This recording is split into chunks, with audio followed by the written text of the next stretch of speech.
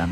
Elle avait été imaginée, souvenez-vous, l'année dernière, pour calmer la colère des Gilets jaunes. La prime Macron est censée être reconduite cette année. Oui, mais il y aura des changements. Elle ne sera versée qu'en janvier et les entreprises ne pourront profiter de la défiscalisation que si elles ont mis en place un accord d'intéressement. Une condition qui forcément va exclure les salariés des plus petites entreprises.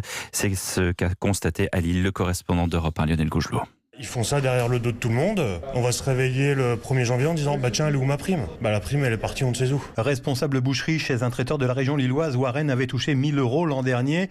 Eh bien, cette année, il va devoir faire une croix dessus. Je me suis marié en début d'année, je me suis acheté une maison et j'ai dit en fait à ma femme « Ne t'inquiète pas, grâce à cette prime, je vais pouvoir acheter la chambre du bébé. » Ce matin, j'apprends que ça va être beaucoup plus compliqué que prévu. On travaille et on ne se sent pas récompensé à la fin de l'année. Parce que pour pouvoir défiscaliser cette prime et la verser en janvier, les entreprises devront avoir signé un accord d'intéressement concrètement impossible dans la plupart des petites entreprises artisanales, assure Laurent Rigaud, le patron de Warren. Chez nous, la prime l'année dernière, on a donné sur l'ensemble des salariés et des apprentis 13 ou 14 000 € ça m'a coûté. Mais cette année, on ne va pas les donner. Et on ne va pas commencer à demander à notre comptable, expert comptable, de nous mettre un plan de ceci. Non, c'est pas possible pour l'instant. Voilà, pour l'instant, c'est pas possible. Ils auraient dû nous dire, mettez-vous en place et dans 2-3 ans, on passera à cet intéressement obligatoire. Mais pas changer comme ça du jour au lendemain. Pour nous, on n'arrive pas à comprendre avec mes collègues. Une mesure qui mine le moral des troupes, assure le chef d'entreprise, à se demander si le gouvernement veut vraiment augmenter le pouvoir d'achat des Français. Lille, Lionel Gougelot, Europe 1.